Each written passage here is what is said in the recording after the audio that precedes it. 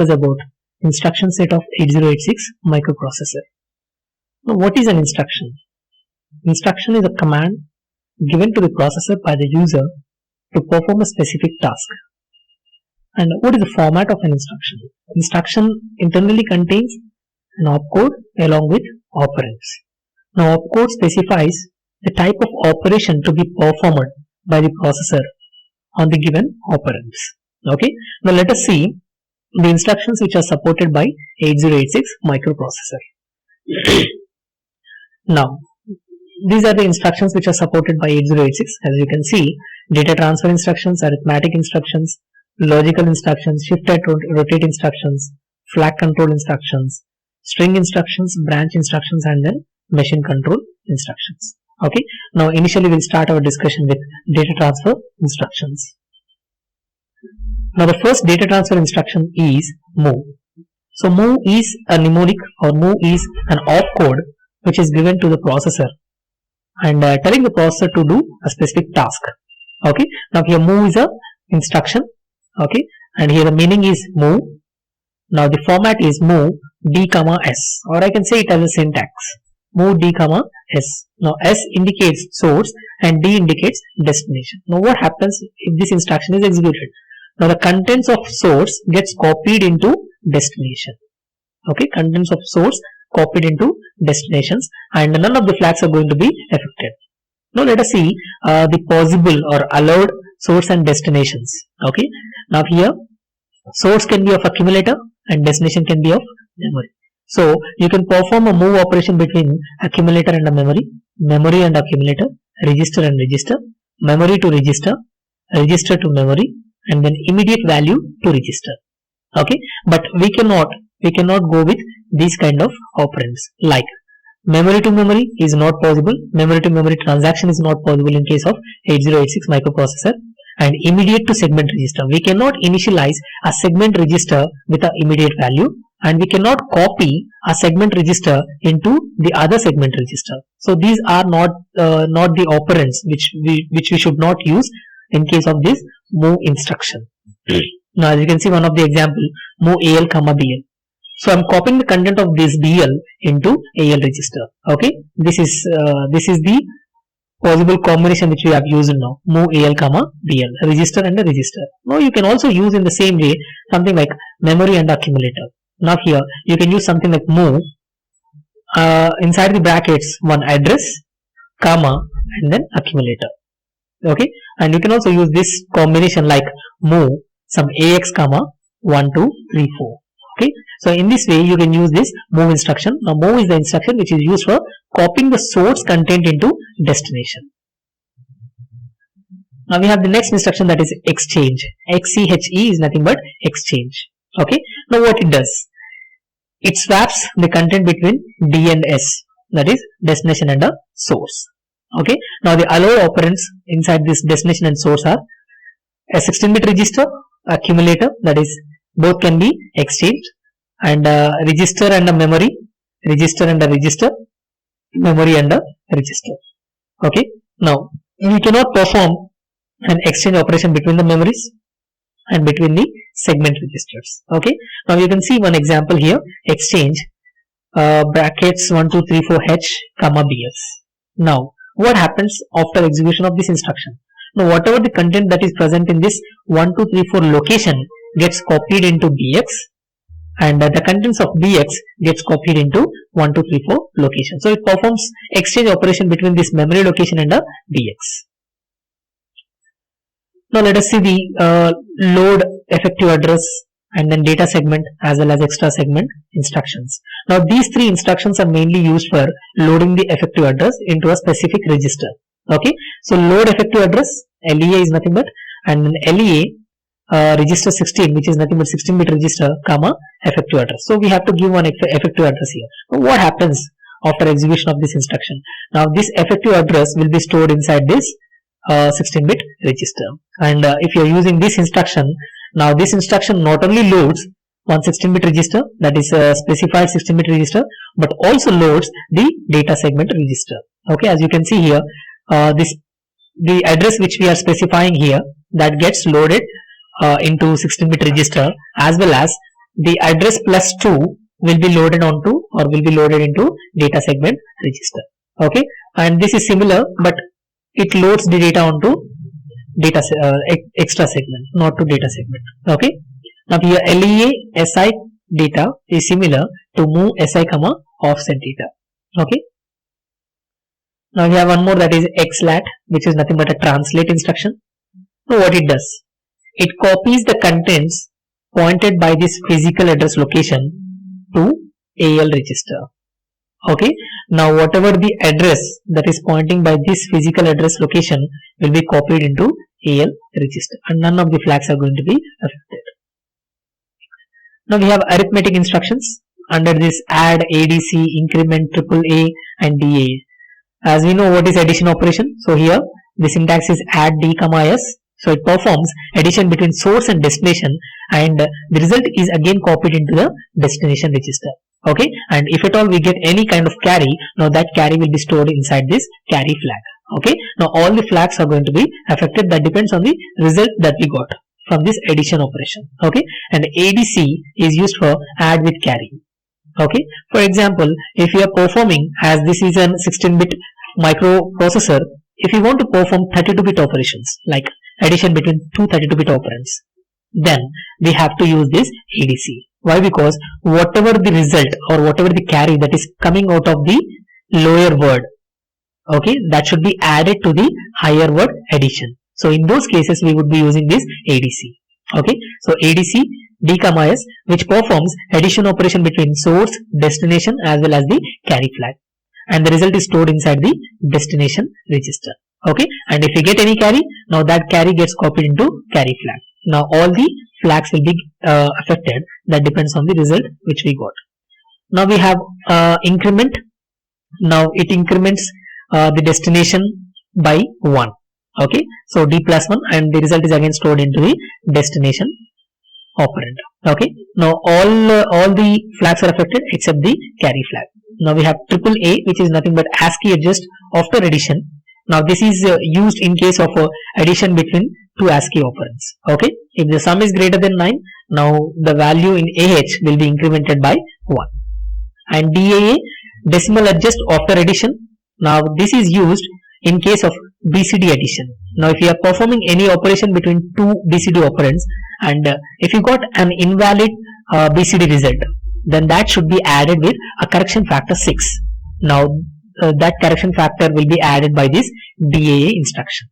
Okay, now let us see some examples.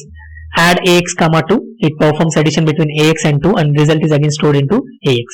ADC AX comma 2, it performs addition between AX, 2 and a carry flag, result is again stored inside this AX register. Now we have increment BX, now it increments the BX register by 1, and increment word pointer of BX, now it again gets increments the pointer BX. Okay, now we have one more example which shows for BCD addition. AL has 25 and BL has 56. Now we are performing addition between AL and BL. Now the result is again stored inside this AL. Why? Because DAA and AAA instructions will directly perform operation on AL register. Okay, so that is why these instructions are also called as implicit instructions, or this AL is also called as implicit operand for DAA and AAA. Okay, now after performing the addition between 25 and 56, we get the result as 7B. Okay, now whereas here 7 is a valid BCD, but B is not a valid BCD. Okay, BCD numbers are from, or we can represent decimal numbers by using this BCD from 0 to 9. Okay, anything more than 9 will not be considered as a valid BCD. So here B is not a valid BCD. So now this will be added with 6. Why? Because we are using now DAA instruction. Okay, so whenever this instruction is executed, 6 will be added to the result which is present in AL register. Therefore, we'll get the result as 81, which is a valid BCD result. Now we have subtract instruction. Now it does subtraction between the destination and source. That is, source is subtracted from the destination and result is again stored inside this D. So if you are taking any borrow, then that will be present inside this carry flag. Okay, subtract with borrow, which is again similar to ADC, but it performs the subtraction between destination, source and a carry flag. Okay, and then decrement. Now it decrements the destination operand by 1, and again the result will be stored inside the destination operand. Now negation, it performs a one's complement operation on the destination, and again the result will be stored inside the destination. And DAS and AAS. DAS is similar to decimal adjust after addition, and AAS similar to ASCII adjust after addition. Now we have multiplication and division instructions. Mul is an instruction which performs the multiplication operation, and here we have mul s. Okay, the syntax is only mul s. It performs multiplication between the source operand and the destination operand. Now what is the destination operand? Now the destination operand is accumulator register. Okay, it performs multiplication between AL and specified source. Okay, and the result is stored inside this AX in case of 8-bit. Okay, if it is a word size, that is AX gets multiplied with 16-bit source, and the result is stored inside DX and AX. Okay, and division operation, again here it does the division between AX and the specific source operand. Okay, so divide S, source operand. So it performs the division of AX by this specified source operand. If it is an 8-bit operand, then AX gets divided by S8, and quotient will be stored inside AL, and remainder will be stored inside AH. Okay, if it is a 16-bit operand, then DX AX will be divided by this 16-bit register, and then quotient will be stored inside AX, and remainder will be stored inside DX. Okay, and IMUL and IDIV, these are the two instructions which perform signed operations. Okay, AAM, which is nothing but ASCII adjust after multiplication, and AAD, which is nothing but ASCII adjust after division. CBW, convert by 2 word. Now whenever this instruction is executed, then the sign bit of AL will be copied into all the bits of AH. Okay, MSB of AL will be copied into all the bits of AH. Okay, convert word to double word, which is nothing but here the MSB of AX gets copied into all the bits of DX. Okay, now here the source can be of register, 8-bit register or 16-bit register, 8-bit memory location or else a 16-bit memory location. Let us see. Now if you are performing a multiplication between 2 bytes, then the multiplicand should be AL, and we have to specify either a register or else a memory, or else a memory location. Now this register or memory will be multiplied with AL, and the result will be stored inside AX. Okay, and if you are doing multiplication between 2 words, that is AX and a 16-bit or 16-bit memory location, then the result will be stored inside DX and AX. So that is what DX is called as extended accumulator. Okay, now if you are performing division between word, then AX is the dividend, and divisor is register or memory, and AL and AH. AL stores quotient and AH stores remainder. And if you are doing double word or word, then DX and AX will be the dividend, and the divisor would be register or memory location, and quotient would be stored inside AX, and remainder will be stored inside DX. Now let us see some examples here. Assuming that each instruction starts from these values, AL is of 85H, BL is of 35H, and AH is 0H. Now we are doing multiplication. So mul BL, what it does here, it performs multiplication between this register. As it is a 8-bit register, it gets multiplied with AL. Okay, now it is multiplied with AL into BL. Okay, that is 85H into 35H. Now we have got one result. Now that result is a 16-bit result. Now that is stored inside AX register. Okay, and here we are doing IMUL, which is nothing but signed multiplication, that is between AL and BL. Now it initially converts AL into 2's complement form, and now that 2's complement form will be multiplied with BL. Now the result is again converted into 2's complement form, and that will be stored inside AX register. Okay, now we have division. So whenever this instruction is executed, div BL, it performs or else it divides AX by BL. Okay, as you can see, AX contains 85, that gets divided by 35, so we have got a result of 2. Okay, now 2 is stored inside this AL, and AH would be storing 1B. Now what is this 1B? 1B is nothing but reminder, and 02 here is nothing but quotient. Now let us see the logical instructions. Logical instructions are of 4 types here: AND, OR, XOR, and a NOT. So these instructions would be doing the basic operations like AND gate, OR gate, XOR gate, and a NOT gate. So what is the syntax for this AND? AND destination comma source. So it performs the AND operation between source and destination, and the result will be stored inside D. Now what is this AND operation? If any of the bit inside this operands are 0, then the result would be 0. Okay, if both the operands are 1, then only the result would be 1. So the same operation that is carried out by an AND gate will be performed by this instruction. Now we have OR. Now OR comma OR destination comma source. So it performs source plus destination, and the result will be stored inside the destination operand. Okay, if any of the operand is 1, it means if any of the operand bit contains 1, then the result would be 1. Okay, now we have XOR. It performs exclusive OR operation between source and destination, and the result will be stored inside the destination. Now what is this XOR operation? If two bits of the operand are same, then the output would be 0. If two bits of the operands are dissimilar, then the output would be 1. Okay, and NOT, it performs its operation on the destination operand, only one operand, and the result is again stored on the into the destination operand. As you can see, it is performing a negation, which is nothing but ones complement operation. So ones will be reversed to 0, and zeros will be reversed to 1. Okay, and the allowed destination and source operands for AND, OR, and XOR are shown here. So we can perform these operations on register, that is register to register, and memory to register, register to memory, immediate to register, immediate to memory, and then immediate to accumulator. Okay, and the allowed destinations for NOT operation or NOT instruction is register and memory, but it is not a immediate value. Now let us see some examples here. Uses any addressing mode except memory to memory and segment registers, especially used in clearing certain bits. Okay, this AND or AND instruction will be used for clearing some bits. Okay, so here we have an operand which is not specified, like it might be of any bit values. Now we have one more operand, as these bits are 0. Okay, irrespective of these bits, this higher nibble, okay, the result would be 0. Okay, and here as these bits are 1s, irrespective of these bits, that is the lower nibble, the result would be x.